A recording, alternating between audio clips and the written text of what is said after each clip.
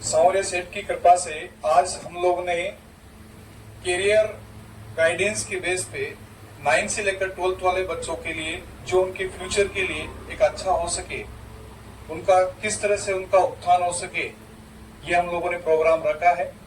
Aware करना चाहिए या किस तरह से इनको आगे बढ़ाना चाहिए, किस तरह से सोच रखनी चाहिए, इनको बताने के लिए हमारे सभी के सभी विशेषज्ञ यहाँ पधारे हैं। अलग अलग स्पेशलिस्ट जो है हमारे पास में यहाँ पधारे हुए हैं। डॉक्टर जैन सर है, डॉक्टर मोहित पारिक सर है, डॉक्टर कैलाश अहिर है, डॉक्टर गिरधारी सर है, जो कि आपको अपने तजुर्बे कि किस तरीके से आपको आगे बढ़ना चाहिए उन सभी के बारे में आपको बताएंगे।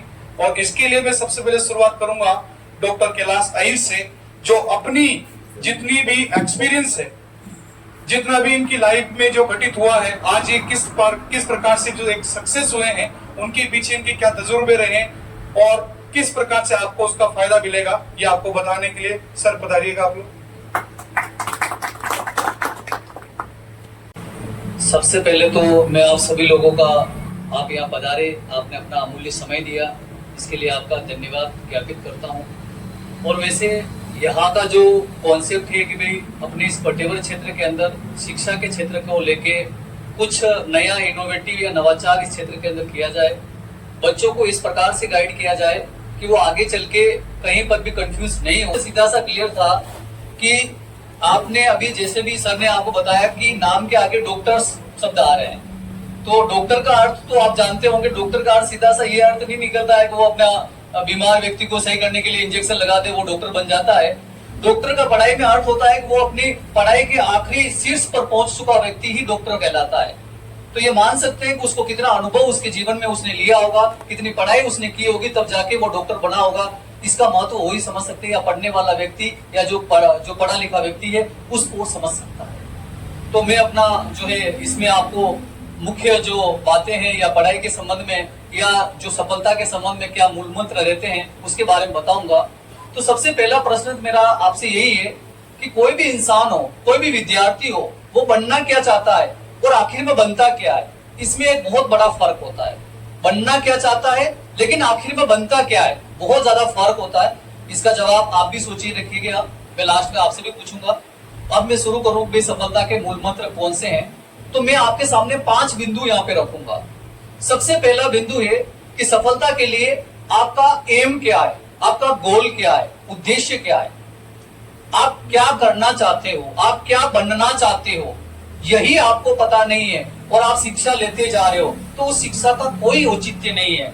आज सब विद्यार्थी क्या कर रहे हैं, कक्षा 9वीं पढ़ रहे हैं, 10वीं 11वीं 12वीं पढ़ रहे हैं, उसके बाद सोचते हैं कि मैं ग्रेजुएट हो जाऊं, ये हो जाऊं, और मतलब उसमें आपने अपना कोई लक्ष्य निर्धारित नहीं किया है कि आपको अल्टीमेटली किस चीज के लिए आप पढ़ रहे हो। क्या आप सिर्फ, बहुत सारे लोगों को मैं सुनता हूँ वो कहते हैं कि हमें तो नौकरी लगना है। क्या शिक्षा का अर्थ नौकरी होता है? क्या शिक्षा का अर्थ नौकरी नहीं होता है। शिक्षा का अर्थ है कि इंसान के व्यक्तित्व के अंदर बदलाव होना। क्या सारे लोग जितने भी पढ़ते हैं, सारे मन लगा के भी पढ़ते हैं, क्या सारे नौकरी पा लेते हैं? हो सकता है उनके साथ कुछ सर्कमस्टांसेस रहते हैं, लेकिन वो अपने जीवन में एक अच्छा व्यक्तित्व के साथ अपना जीवन को अच्छे तरीके से जीने का गुण वो सीख जाते हैं। तो उद्देश्य क्या है वो आपका क्लियर होना चाहिए, और उद्देश्य उस पर निर्भर नहीं करता है कि आपका बैकग्राउंड क्या है, आप गरीब हो, आप अमीर हो, ये निर्भर नहीं करेगा, ये डिसाइड नहीं करेगा कि आपका मोटिव क्या है, आप किस उद्देश्य को लेकर आगे जाना चाहते हो। आप देखते होंगे बहुत सारे लोग ऐसे हैं जो बहुत गरीब होते हैं, रिक्शा चालक का बेटा आईएएस बन सकता है, आईपीएस बन सकता है, ऐसे बहुत सारे उदाहरण अपने को देखने को मिलते हैं। तो उनमें भी कहीं न कहीं से इंस्पिरेशन आई है, क्योंकि पढ़ने का अगर आपके अंदर जुनून है, आपने एक लक्ष्य निर्धारित कर रखा है, तो आपको उस लक्ष्य से कोई नहीं भटका सकता। तो सबसे पहले जीवन में अपना गोल क्या है वो अपने को पता होना चाहिए। दूसरा, अपना जो व्यक्तित्व होता है, जो अपना पर्सनैलिटी होती है, उसको 2 प्रकार से अपन देख सकते हैं। एक व्यक्तित्व से तात्पर्य एक जो आपकी बाह्य पर्सनैलिटी यानी कि एक्सटर्नल जो पर्सनैलिटी होती है, व्यक्तित्व होता है, जैसे अपन दिखाई कैसे दे रहे हैं, अपना रहन सहन कैसा है। तो क्या आप बताओ, आपकी सफलता में क्या आपका रहन सहन डिटरमाइन करता है कि आप सफलता हो पाओगे? नहीं करेगा। 1% से कम चांस होते हैं, आपकी पर्सनैलिटी डिटरमाइन करती है। आपकी सफलता को डिटरमाइन करता है आपकी जो इंटरनल जो पर्सनैलिटी होती है, आपका आंतरिक जो ज्ञान होता है, आपको कितना ज्ञान है, आपको कितना नॉलेज है उसके बारे में, वो आपकी सफलता की ओर आपकी लेके जाएगी। तो जीवन में अगर विद्यार्थी को सफल होना है तो सबसे पहला ये ध्यान रखना है उसको कि उसको उद्देश्य निर्धारित करना है, एम निर्धारित करना है कि मुझे ये काम करना है।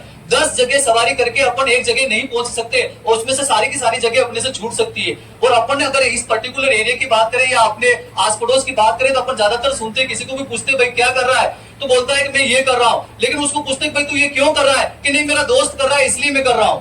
तो ये बताओ कि आपका दोस्त कर रहा है, आप उसके पीछे जा रहे हो, आपने अपना उद्देश्य निर्धारित नहीं किया है। आपकी जो सोच है या आपके मन के अंदर जो आपका जो पढ़ाई का जो जुनून है, आपके मन के अंदर जो विचार है, उनको कभी आपने परखा ही नहीं है। आपने उसके कहने पर या उसके जाने से आप उसके साथ चले गए। अक्सर यही होता है, जो बच्चा 11वीं के लिए आता है वो यही सोचता है कि मेरा दोस्त ने जो है वो आर्ट्स ले रहा है तो मैं भी आर्ट्स ले लूं, मेरा दोस्त जो है बायोलॉजी ले रहा है मैं भी बायोलॉजी ले लूं। लेकिन आपने ये नहीं सोचा। और बहुत सारे अभी मैंने कुछ केसेस देखे हैं कि जिसमें कोई लोग जो है 10वीं के बाद आप जानते हो कि डिप्लोमा होता है, डिप्लोमा जो अपने इसमें मैकेनिकल के अंदर इंजीनियरिंग के अंदर छोटे जो डिप्लोमा होते हैं, तो बहुत सारे लोग हैं तो हमें तो डिप्लोमा करना है। तो अब जैसे किसी के तो घर पे एक प्रकार से सेटअप है या उनके पेरेंट्स वो काम कर रहे हैं तो वो तो डिप्लोमा करेगा तो सही है क्योंकि वो धंधा संभालेगा उसका, लेकिन उसके साथ जो जा रहा है क्या वो भी कुछ कर पाएगा उस क्षेत्र में?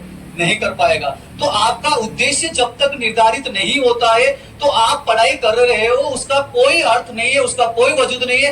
आज भारत के अंदर अपनी जो 140 करोड़ जो आबादी है उसमें जितने भी युवा है, आज हर माँ बाप यही चाहता है कि मेरा बच्चा और बच्ची पढ़े, लेकिन अल्टीमेटली वो एक शब्द इसके साथ और बोलते हैं कि हमें वैसी परिस्थितियां नहीं मिली थी कि हम पढ़ पाते, लेकिन आपको हम सारी परिस्थितियां दे रहे हैं। उसके बावजूद भी जो है बहुत सारे विद्यार्थी जो है अपने रास्ते से भटक जाते हैं और बहुत सारे जो निर्णय जो होते हैं जो उनको लेने चाहिए वो नहीं ले पाते, यानी कि उद्देश्य उनका डिटरमाइंड नहीं होता है, उनकी क्लैरिटी नहीं होती कि हमें अल्टीमेटली करना क्या।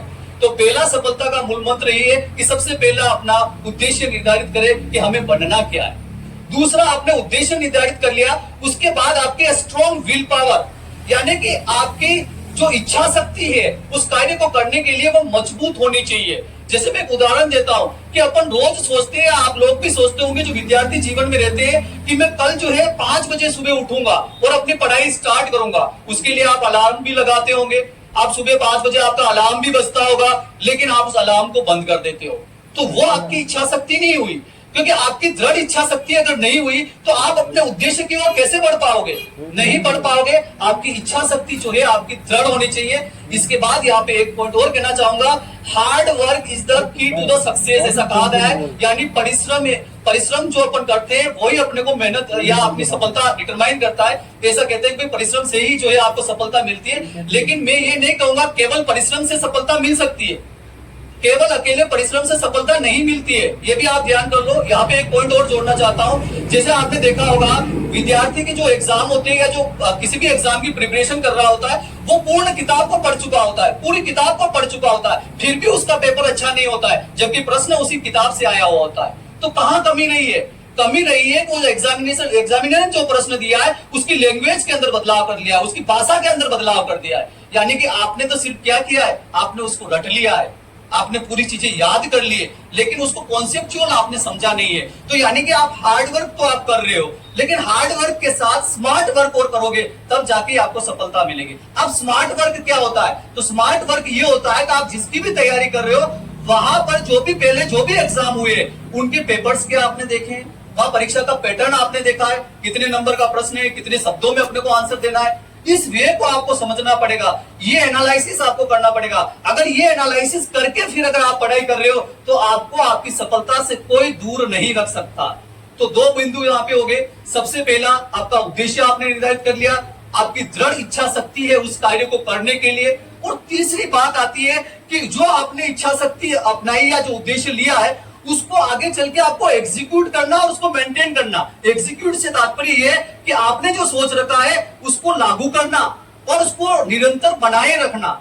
अब जैसे अगर बात करें, सामान्य सी बात करें कि 90% लोग ऐसे होते हैं जो कोई विचार रखते हैं कि मुझे ये बनना है, मुझे ये करना है, इच्छा शक्ति भी उनके अंदर भरपूर होती है और वो उस चीज को लागू भी कर देते हैं 90%, लेकिन 90% उसको रेगुलर नहीं कर पाते, मेंटेन नहीं रख पाते, वो फेल हो जाते हैं। केवल 10% ऐसे लोग होते हैं जो किसी उद्देश्य के बारे में सोचते हैं या अपनी इच्छा जाहिर करते हैं, उस चीज को लागू भी करते हैं और उसमें निरंतर बनाए भी रखते हैं। इसका सबसे अच्छा उदाहरण बताता हूं मैं आपको कि जैसे विद्यार्थी जीवन में जो विद्यार्थी पढ़ रहा है, कई बार तो क्या होता है विद्यार्थी शुरू के दिनों में इतना संकल्पित हो जाता है कि 10 घंटे पढ़ेगा, 15 घंटे पढ़ेगा, 12 घंटे पढ़ेगा, और उसके बाद उसको मेंटेन नहीं करने की वजह से वो कई बार 1 घंटे पे भी आ सकता है, कई बार कुछ भी नहीं पड़ेगा, ये भी आपको वहां पर देखने को मिलेगा। तो ये इससे आपको सफलता नहीं मिल सकती।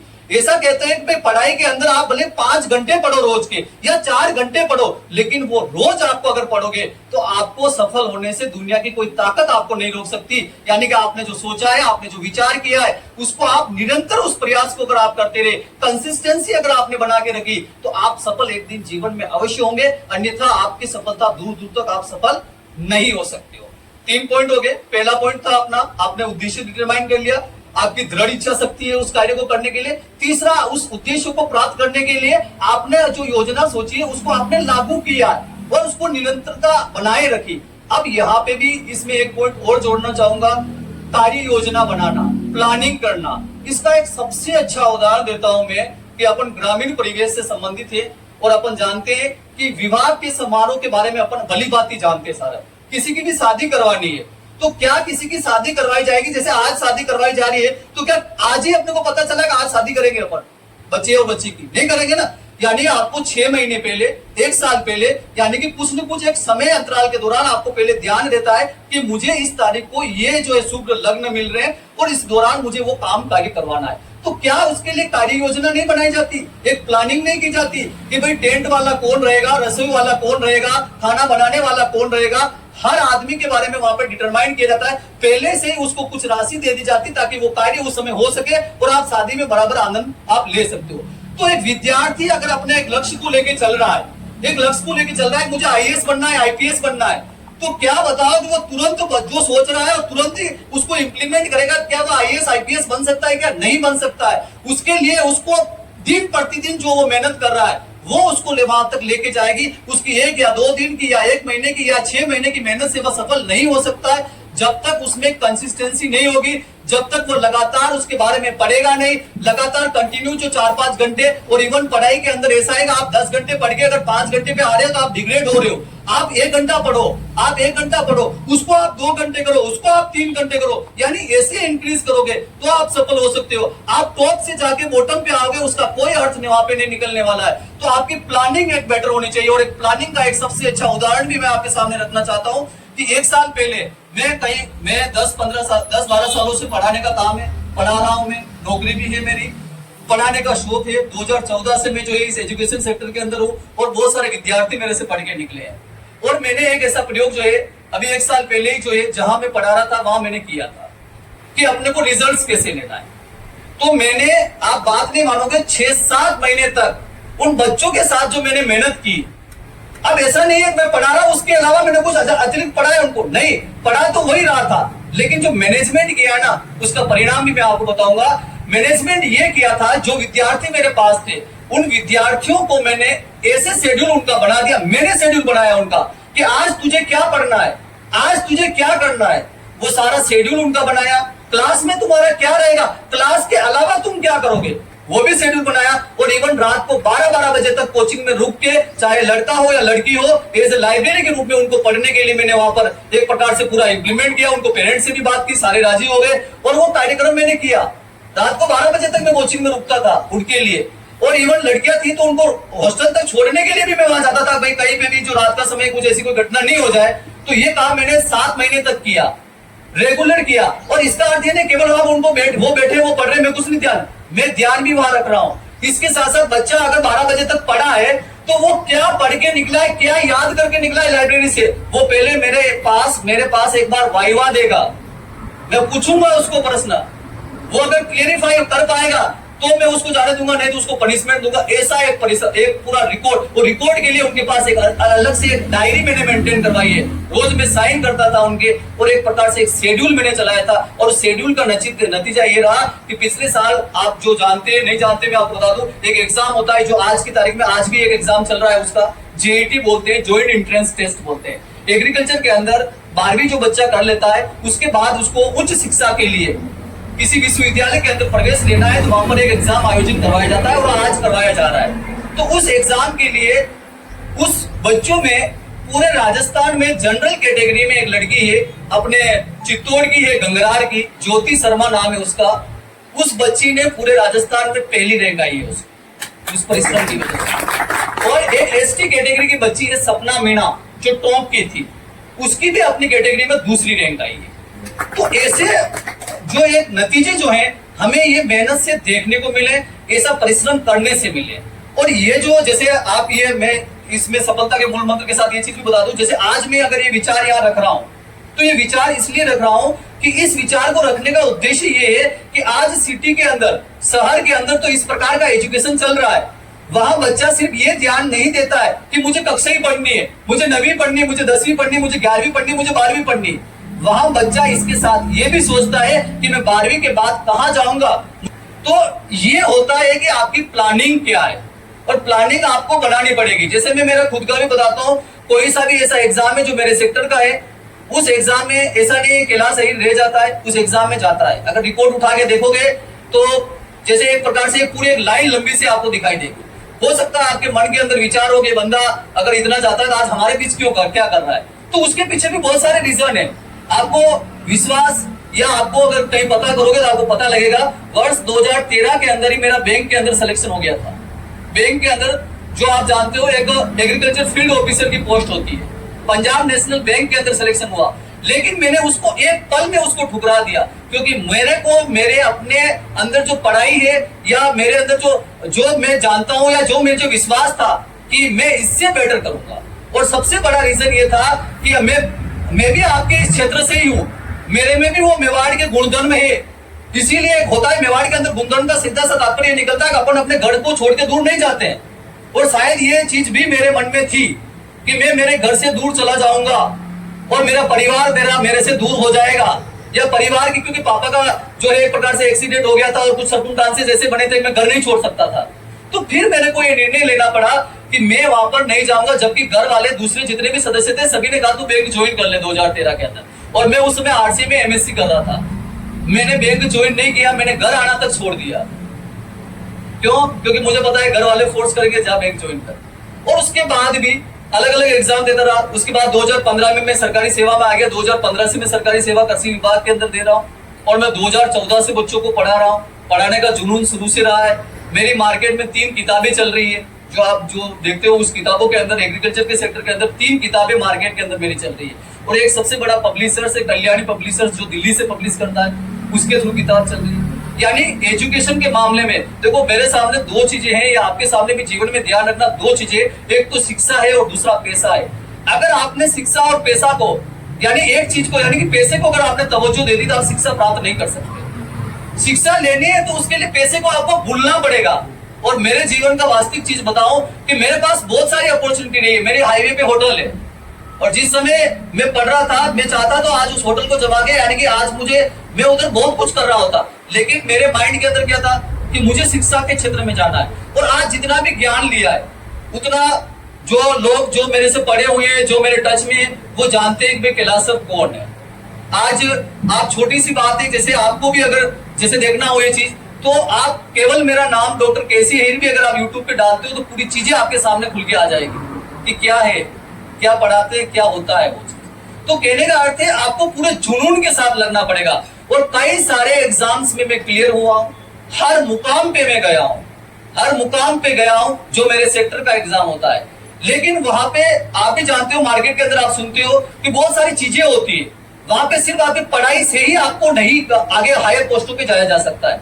वहां पे जैसे आप सुनते हो बहुत सारे अलग अलग प्रकार की चीजें होती है, उनके बारे में अपन मेंशन नहीं करें तो ठीक है, लेकिन उन चीजों की वजह से कहीं ना कहीं एक प्रकार से सरकारी नौकरी में है, लेकिन और अच्छी जगह जाने के लिए प्रयत्नशील है। आज भी प्रयत्न नहीं छोड़ा है। और ऐसे 10-11 इंटरव्यू 5-6 बार तो मैं आरपीएससी जाके आ गया हूँ। एक बार बंदा जाता है तभी वो होश को हो जाता है कि मेरा नहीं हुआ, रोके बैठ जाएगा, लेकिन वो हौसला आज भी गायब नहीं हुआ है। आज ये प्रयास यहाँ पे करने का प्रयास किया गया। इसका मुख्य उद्देश्य ये है कि मैं भी शिक्षा से जुड़ा रहूं और जितना अपन जानते हैं उतना यहाँ के लोगों को अगर अपन देंगे तो उनको भी लगेगा या उनके भी जीवन स्तर में कहीं बदलाव आएगा। उसी विचार को लेके इस सेमिनार के आयोजन के लिए जो है कोशिश हमने की है। तो शिक्षा के मूल मंत्र में सबसे पहला आपका उद्देश्य आपका क्लियर होना चाहिए, दूसरा आपकी इच्छा शक्ति दृढ़ होनी चाहिए, तीसरा आपको जो भी आपने प्लान बनाया उसको लागू करना और उसको निरंतर बनाए रखना चाहिए, और चौथी सबसे बड़ी चीज है पॉजिटिवनेस, पॉजिटिव एटीट्यूड यानी सकारात्मक नजरिया। बहुत सारे लोगों को अपन देखते हैं वो कहते हैं मैं तो उसकी तैयारी कर रहा हूं, पटवारी की तैयारी कर रहा हूं, आरएस की तैयारी कर रहा हूं, फॉर्म तो मैंने भर दिया है।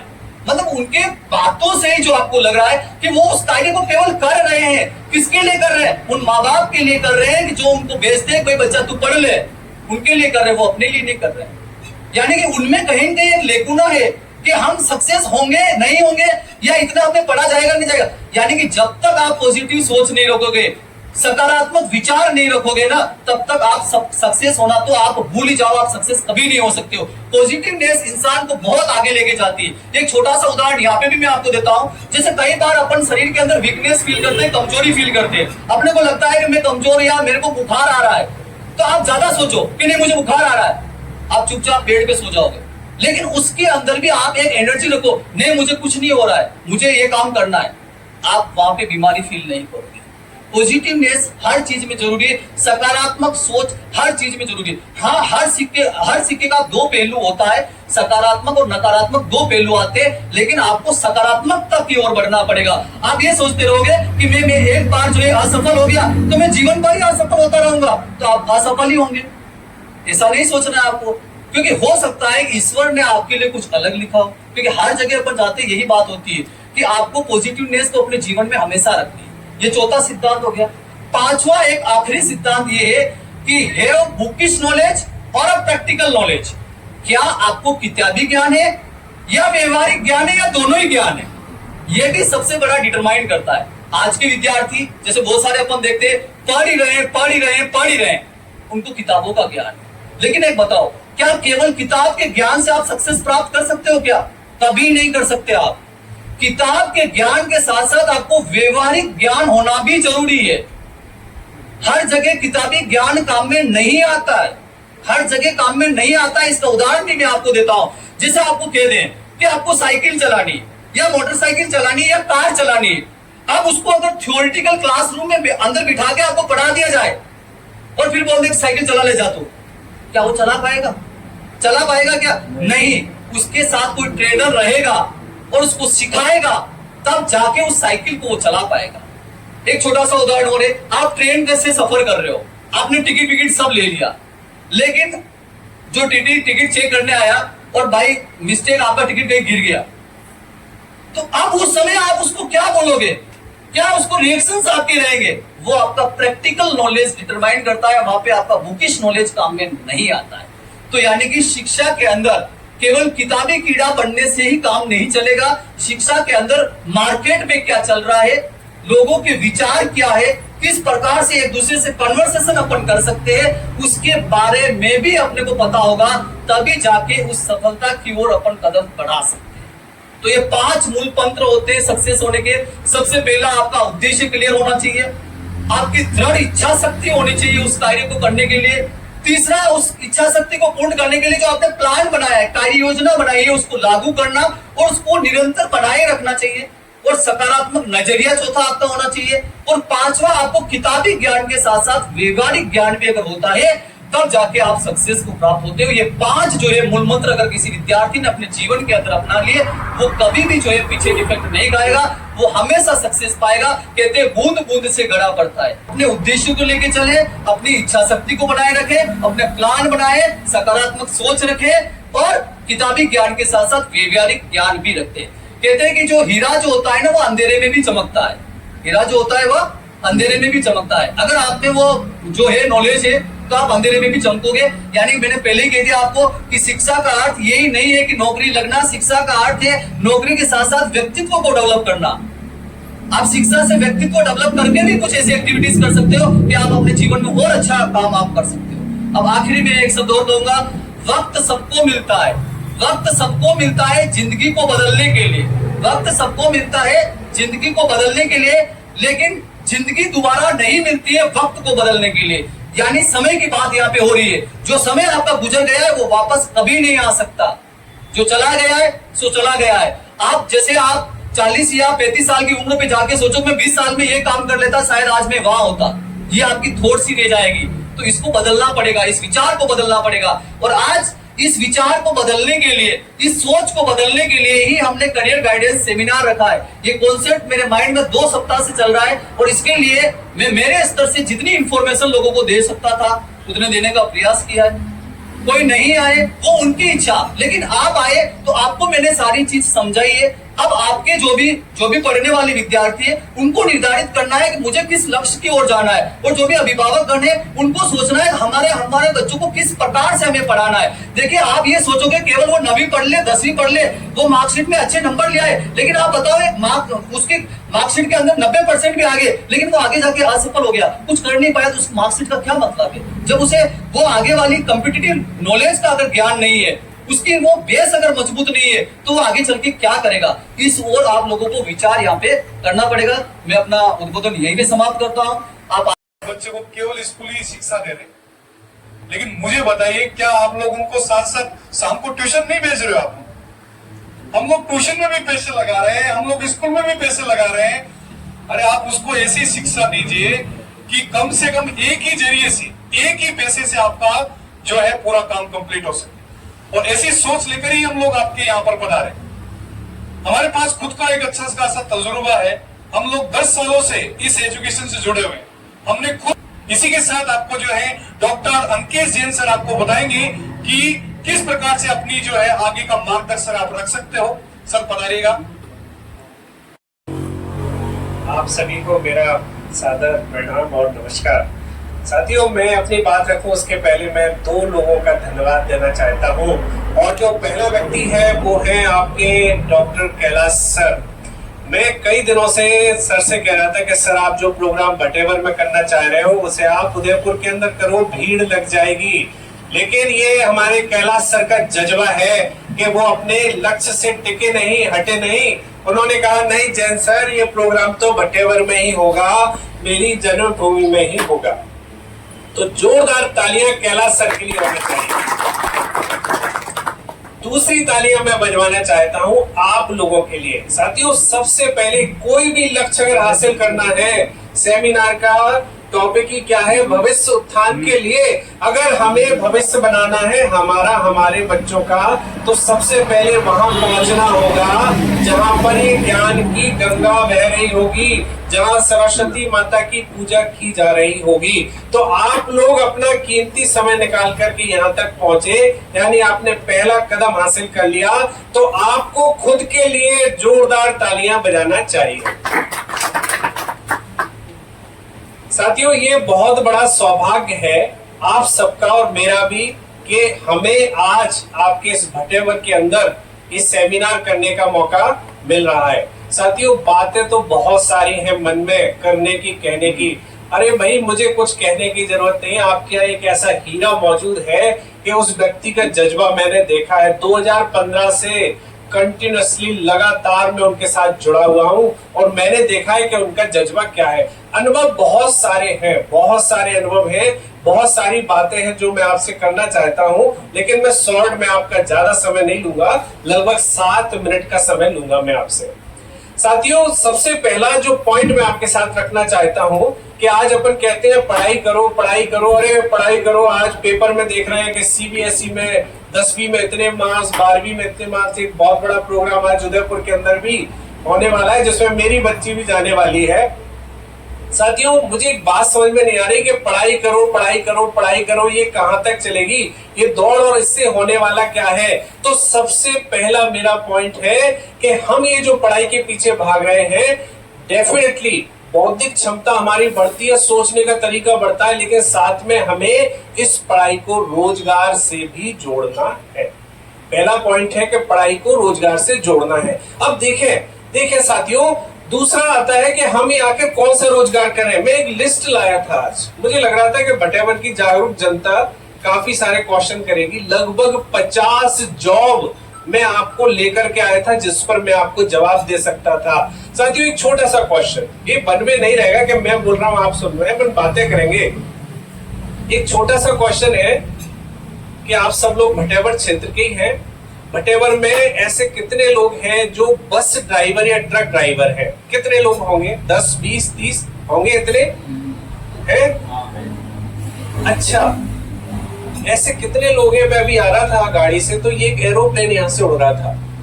ऐसे कितने लोग हैं एरोप्लेन का जो ड्राइवर, उसे पायलट बोलते हैं? ऐसे कितने लोग हैं इस क्षेत्र के जो पायलट हैं? एक भी नहीं, तो क्या हम इस रोड की बसों को चलाने का ही काम करेंगे? इन हवाई जहाजों को कौन उड़ाएगा? सोचे, सोच को बदले। आपके घर में एयरपोर्ट है भाई, यहीं पर एयरपोर्ट है, हम क्यों नहीं हमारी सोच बदल रहे हैं? तो पहला पॉइंट मैंने आपके सामने रखा साथियों कि पढ़ाई को रोजगार से जोड़ना है। दूसरी चीज कि आप जो दूसरा पॉइंट है आपने कर लिया कि भाई आप सेमिनार में आ गए, जो लोग अपने घर में कूलर में बैठे हैं बैठे रहने तो आप आ गए, बधाई के पात्र हैं। तीसरा पॉइंट रखें कि कभी भी अगर सफल होना है, मैं मानता हूं मैंने छोटा मोटा अचीवमेंट अपनी लाइफ में किया, तो मैं अपने अनुभव की बात कर रहा हूं कि तीसरा पॉइंट मैं आपको बता रहा हूं कि त्रिदेव माने जाते हैं। त्रिदेव कौन होते हैं? ब्रह्मा, विष्णु और महेश। ये त्रिदेव होते हैं और अपन ऐसा मान के चलते हैं कि जो पूरा ब्रह्मांड दुनिया चल रही है ये सब त्रिदेव की वजह से ही चल रही है। साथियों, अगर हमें हमारा कैरियर, हमारे बच्चों का कैरियर बनाना है, अरे बच्चा हो सकता है, आपका पड़ोसी हो सकता है, भतीजा हो सकता है, पोता हो सकता है, कोई भी आसपास बहुत सारे बच्चे हैं जिन्हें रोजगार की जरूरत है, तो हमें त्रिदेव की जरूरत है यहाँ। अब वो त्रिदेव कौन है वो सुने। सबसे पहला त्रिदेव होता है वो बच्चा खुद। पहला इसमें देवता कौन है? खुद वो बच्चा। दूसरा कौन होता है? उसका पेरेंट। और तीसरा कौन होता है? टीचर। जैसे हम आजकल इंग्लिश में उदयपुर में सेमिनार करते हैं तो कहते हैं मेंटोर, टीचर होना चाहिए। तीन लोग अगर मिल जाएंगे, त्रिदेव मिल जाएंगे, बच्चा यानी छात्र, उसके पेरेंट यानी अभिभावक, अभिभावक जरूरी नहीं माता पिता, पड़ोसी, चाचा, कुछ भी हो सकता है, भाई बहन, और तीसरा कौन हो गया इसमें? टीचर, गाइड करने वाला। अगर ये तीन लोग मिल जाएंगे, त्रिदेव मिल जाएंगे, तो आप माने कि बहुत अच्छा कैरियर हम बना सकते हैं। चौथा जो पॉइंट मैं आपसे कहना चाह रहा हूं, शॉर्ट में कहूंगा कि रोजगार कितने हैं। तो मैंने आपको बताया, अभी बता दिया, लिस्ट है मेरे पास 50 रोजगार तो मेरे पास है, और एक रोजगार मैंने शायद ही किसी के दिमाग में क्लिक हुआ हो कि इस एरोप्लेन को हम क्यों नहीं उड़ाते हैं। उसमें एयर होस्टेज भी है, वो पायलट भी है, और भी बहुत सारे लोग हैं। वो यहाँ पर एरोप्लेन आता है, खराब होता है तो उसे सुधारने वाले इंजीनियर भी हैं। वो जो रडार सिस्टम है उसको देखने वाले भी इंजीनियर है। अलग अलग भाई इतने सारे रोजगार हैं जिस पर हमारी नजर ही नहीं जा रही है। तो रोजगार के बहुत सारे विकल्प मौजूद हैं।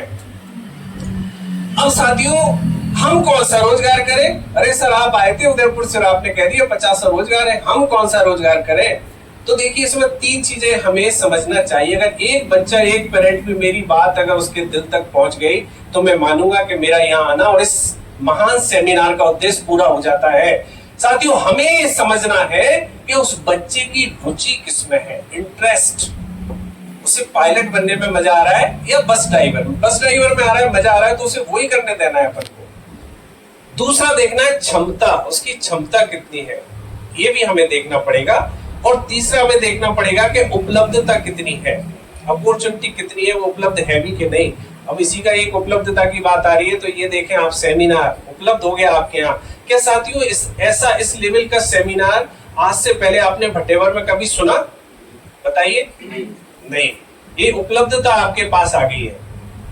ये तीन चीजें हमें समझना है, रुचि, क्षमता और उपलब्धता। अब साहब हमने पता कर लिया कि मेरा बेटा तो ये बनना चाहता है, उसकी उसमें रुचि है, उसमें ये करने की क्षमता भी है, और ठीक है ये उपलब्ध है, ये आपके भट्टेवर में या आसपास का ये उपलब्ध है ये चीज, तो हम क्या करें?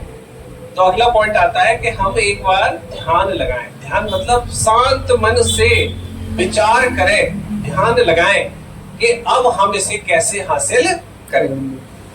हम ध्यान लगा दें, उसके बारे में अब एक्सप्लोर करें, जाने, और फिर उसके पीछे हासिल करने के लिए उसके पीछे पड़ जाए। ये कुछ बातें हैं साथियों। मैं एक छोटा सा और बिल्कुल मेरा निजी अनुभव है, मैं आपको बता रहा हूँ कि मैं जिस गांव का रहने वाला हूँ, ये भट्टेवर तो मुझे बहुत बड़ा शहर नजर आ रहा है।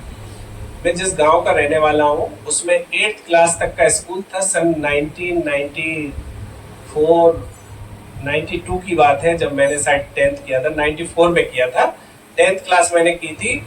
तो उस स्कूल में प्राइवेट जैसी कोई चीज उस समय नहीं होती थी, गवर्नमेंट के स्कूल होते थे। और उस स्कूल में आजकल मैंने देखता हूँ कि सब जगह टेबल कुर्सी आ गए, तो बैठने के लिए हम लोग दरी होती थी। दरी आप समझ रहे हैं, एक दरी होती थी। और ताज्जुब की बात तो ये है कि वो दरी भी छात्र को खुद लानी होती थी। हम अपने बैग में बैठने वाली जो दरी चटाई है बैठने की, वो भी हम खुद लेकर के जाते थे। ऐसा हमारा स्कूल था।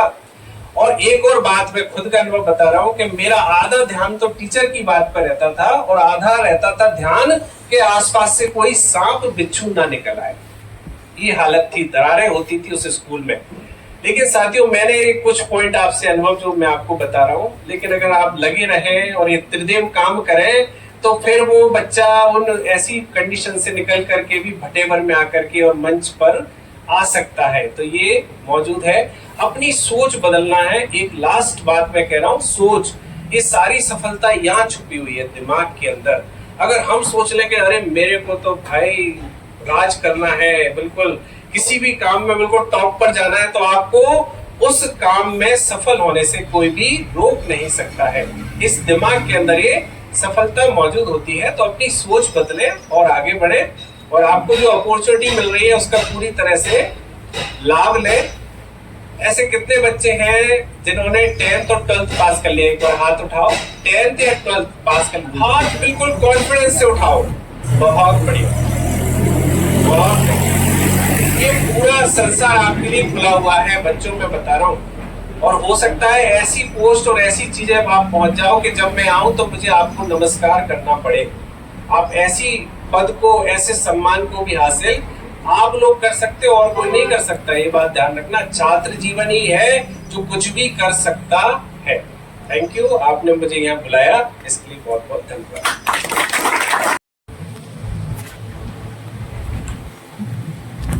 हेलो, आवाज ठीक आ रही? लास्ट तक? धन्यवाद भगवान सर, धन्यवाद कैलाश सर, जैन सर, जाखड़ जी, विनोद सर, धर्म सर, यहाँ पधारे सभी अभिभावकों और गणमान्य लोगों को मेरा नमस्कार। पहला धन्यवाद तो आप सभी को कि आप सब अपना कीमती समय निकाल कर यहाँ तक पहुँचे और हम सभी लोगों को कुछ करने का, कुछ बोलने का मौका दिया। जी, मेरा नाम है डॉक्टर मोहित पारिक और काफ़ी टाइम से मैं वनस्पति विज्ञान का अध्यापन कार्य कर रहा हूँ। तो मैंने इस क्षेत्र में लगभग 5 साल गुजार दिए हैं और पर्सनली मैंने जो चीज़ फील करी इस क्षेत्र में वो ये करी है कि अभिभावक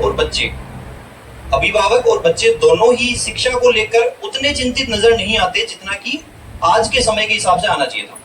समझ रहे मेरी बात? मैं खुद शेखावाटी क्षेत्र से हूँ, सीकर से। वही मैंने कोचिंग करी है, वही मैंने पढ़ाई करी है सारी। तो अगर यहाँ से तुलना करें तो वो क्षेत्र लगभग 10 साल आगे है, ऐसा मैं कह सकता हूँ। बात आपको थोड़ी बुरी लग सकती है लेकिन ये वास्तविकता है। शिक्षा के क्षेत्र में मान सकते हैं या किसी और क्षेत्र में मान सकते हैं। अब किसी अन्य क्षेत्र में वो चीजें, वो जगह आगे कैसे हो पाई, इसकी शुरुआत भी शिक्षा से ही हुई है कि अगर व्यक्ति सही समय पर सही निर्णय ले ले और वो अपने आप को उस अनुरूप ढाल ले, समय के हिसाब से अपने आप को अपडेट कर ले, तो वो हर क्षेत्र में कुछ ना कुछ अच्छा कर सकता है, ऐसा मेरा मानना है। तो मैंने पर्सनली ये चीज फील करी है कि इतने चिंतित नहीं है अभिभावक। अब अगर ये अभिभावक और ये बच्चे थोड़े चिंतित हो जाए तो उस चीज से फायदा क्या होगा? उस चीज से साफ फायदा ये होगा कि जो बच्चा कुछ योग्य है और वो बच्चा आज कुछ करने योग्य है, वो बच्चा बहुत कुछ कर जाएगा सर। वो बच्चा अपने जीवन में उस मुकाम को हासिल कर लेगा जिसका कि उसके समाज ने, उसके परिवार वालों ने सोचा भी नहीं होगा। समझ रहे मेरी बात? ठीक है। इसके बाद गुरुजनों की बातों से आप सारे सहमत होंगे। देखिए, उम्र का मेरा थोड़ा सा अनुभव कम ही है अभी तक। इनके बच्चे के समान ही हूं मैं, कोई ज्यादा उम्र नहीं है मेरी, परंतु अपने विषय और बच्चों के संग बिताए कुछ अनुभवों के आधार पर कुछ अपनी बातें साझा करना चाहूंगा आपके साथ। तो मेरा अगला शब्द है सर विज्ञान। विज्ञान के बारे में आप भली बात जानते होंगे बच्चों। 10th क्लास में 8, 9, 6 से आप विज्ञान शब्द पढ़ते हुए आ रहे हो। विज्ञान का मतलब बता सकता है कोई? टीचर से क्या मतलब है विज्ञान शब्द का? बताओ। तो बेटा, विज्ञान का मतलब ये है ऐसा ज्ञान जो हमें विचार, अवलोकन, अध्ययन और प्रयोग से मिलता है। 4 शब्द काम में लिए मैंने, विचार, अवलोकन, अध्ययन और प्रयोग। तो चारों शब्दों का मतलब क्या है? विचार करना, अपने दिमाग में सोचना, चीजों को देखना, उनके बारे में पढ़ना और फिर उन चीजों को हाथों से करना। जैसे मैं आपको एग्जांपल दूं, मैं कुछ वेटनरी साइंस का विद्यार्थी रहा हूं, तो अगर मैं मेडिकल साइंस या वेटनरी साइंस की बातें करूं तो इनमें क्या होता है कि विचार, अवलोकन, अध्ययन और प्रयोग, ये चारों चीजें साथ में चलती है। चाहे कृषि विज्ञान हो, वेटनरी साइंस हो, मेडिकल साइंस हो, इन सब में ये चारों चीजें साथ में चलती है। कि हमेशा एक मेडिकल कॉलेज के साथ में मेडिकल हॉस्पिटल जुड़ा होता है। जो अध्यापक मेडिकल कॉलेज में पढ़ाता है वो वास्तव में अध्यापक नहीं है, वो वास्तव में एक डॉक्टर है। सुबह वो वहां पढ़ा रहा है और वही अध्यापक शाम में जाकर वहां पे ऑपरेशन कर रहा है, सर्जरी कर रहा है, पेशेंट को देख रहा है। ठीक है, तो ऐसा हर विज्ञान में लागू होता है। और वो जो बच्चे पढ़ रहे हैं वो भी बच्चे नहीं है, वो भी क्या है, डॉक्टर्स हैं। सुबह वो पढ़ते हैं और वही चीज शाम में जाके वो प्रयोग करते हैं। इसका मतलब विज्ञान का तात्पर्य क्या हुआ? विचार करना, अवलोकन करना, अध्ययन करना और प्रयोग करना। अगर ये चारों चीजें मिल जाएगी तो वो व्यक्ति विज्ञान को अच्छे से समझ पाएगा। ठीक है, देखो आज के जमाने में मनुष्य के पास जो दिमाग है या बच्चों के पास जो दिमाग है, हर एक बच्चा ये चारों चीजें करने में सक्षम है। मानते हैं मेरी बात? चारों चीजें ये बच्चा करने में सक्षम है। लेकिन दिक्कत कहाँ आती है सर? दिक्कत यहाँ आती है कि ये चारों चीजें बच्चा सही समय पे करे। अगर वो बच्चा 9th में है, 10th में है, 11th में है, 12th में है, तो उस सही समय पर वो बच्चा सारी चीजें करे, किताबें पढ़े भी, उनके बारे में सोचे भी, उनको प्रयोग भी करे और उनको व्यक्तित्व में भी लेके आए। अगर ये चारों चीजें वो सही टाइम पे कर पाएगा तो ही उसके काम की है। मान लो बच्चा आज नहीं कर पा रहा, उस बच्चे ने 20 साल बाद जाके वो सारी चीजें कर ली, क्या उस टाइम वो चीजें उसके काम की रहेगी? वो चीजें जो उसे 20 साल पहले कर लेनी चाहिए थी, अगर वो 20 साल बाद जाके करेगा तो उसके शायद किसी काम की नहीं रहेगी। तो ये जो चीजें हैं, विचार करना, अवलोकन करना, अध्ययन करना, प्रयोग करना, जो कि विज्ञान है। और विज्ञान में आप जितने भी विज्ञान समझते हो, कृषि विज्ञान, रसायन विज्ञान, भौतिक विज्ञान, जीव विज्ञान, वनस्पति विज्ञान, चिकित्सा विज्ञान, पशु चिकित्सा विज्ञान, जितने भी विज्ञान आपने सुन रखे हैं, वो सभी विज्ञान के बारे में अगर आपका बच्चा थोड़ा थोड़ा ज्ञान भी ले लेता है ना, तो वो अपने जीवन में उस मुकाम को हासिल कर लेगा जो कि उसने कभी सोचा भी नहीं होगा। ठीक है, तो ज्यादा मैं आपका वक्त नहीं लेना चाहूंगा। एक कविता लिखी थी मैंने, उसी कविता के माध्यम से अपने शब्दों को विराम देना चाहता हूँ। हम में से सभी कभी ना कभी एक पहाड़ पे तो चढ़े हैं, किसी ऊंचाई पर कभी ना कभी कोई ना कोई चढ़ा है। तो उसी से हमें क्या प्रेरणा मिलती है, तो सुनिए कि क्या सिखाया है तुम्हें किसी ने पहाड़ पर चढ़ना? कभी किसी ने पहाड़ पर चढ़ना सिखाया है? किसी ने ट्रेनिंग दी है? नहीं दी। क्या सिखाया है तुम्हें किसी ने पहाड़ पर चढ़ना? थोड़ा झुकना और आगे बढ़ना। यही होता है, थोड़ा हम पहाड़ पे चढ़ते हैं, झुकते हैं और आगे बढ़ते हैं। देखिए, जो व्यक्ति अपने जीवन में झुक के चलेगा, आदर करते हुए चलेगा, वो बहुत आगे बढ़ेगा। और जो व्यक्ति अकड़ के रह जाएगा वो कहीं नहीं पहुंच पाएगा। ठीक है, तो क्या सिखाया है तुम्हें किसी ने? पहाड़ पर चढ़ना, थोड़ा झुकना और आगे बढ़ना। हाँ, मुश्किल तो था वो रास्ता जिस पर तुम कभी चढ़े हो। बिल्कुल सर, मुश्किल था। हाँ, मुश्किल तो था वो रास्ता जिस पर तुम कभी चढ़े हो। फिर नहीं मिल पाता आज हर समस्या का हल, क्यों इसी बात पर अड़े हो? राह है बेशक पथरीली थी। रास्ते कैसे होते हैं अपन जानते, पहाड़ों पे। राह है बेशक पथरीली थी, होंगे शायद कुछ कांटे भी, कांटे वाटे मिलते हैं, पथरीली राहें थी। पकड़ लिया था ना बिना कही किसी का हाथ, और कुछ दुख साथ बांटे भी। तो आपका हाथ पकड़ने के लिए आज कैलाश सर तैयार है, जैन सर तैयार है, पूरा कोचिंग इंडस्ट्री तैयार है, जो यहाँ भटेवर में हम सेमिनार कर रहे हैं उसके लिए। तो पकड़ लिया था ना बिना कही किसी का हाथ, और कुछ दुख साथ बांटे भी।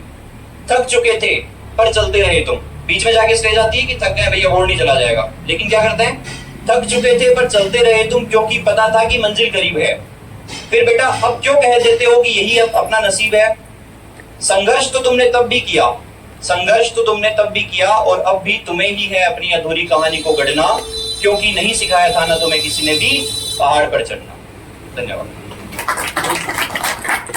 डॉक्टर मोहित पारिक सर ने अपनी जो बातें थी वो सभी यहाँ पर रखी है, और उनकी बातें आपको जो है समझ में भी आई होगी। और इसी के साथ जो है हमारे डॉक्टर जीएल जाकर साहब, जिला उपाध्यक्ष राजस्थान कृषि स्नातक संघ उदयपुर और प्लस कृषि प्रवेशक जो है इतने तजुर्बे ले चुके हैं, और इनकी कुछ बातें आपसे जो है वो शेयर की जाएगी। तो सर आप लोग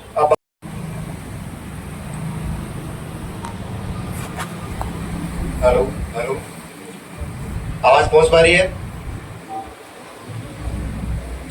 असीम सौंदर्य और वीरता का प्रतीक कही जाने वाली इस मेवाड़ की धरती को मैं नमन करता हूँ।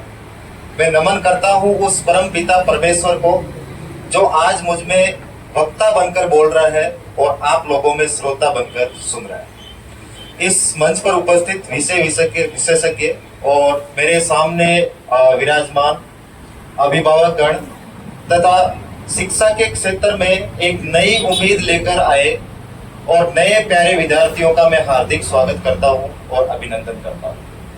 देखिए, आपके इस क्षेत्र के अंतर्गत में कम से कम 4-5 साल से एक्टिव हूँ, ठीक है, क्योंकि कृषि विभाग की तरफ से इधर नौकरी है और ज्यादातर मेरा उठना बैठना ग्रामीण परिवेश में होता है।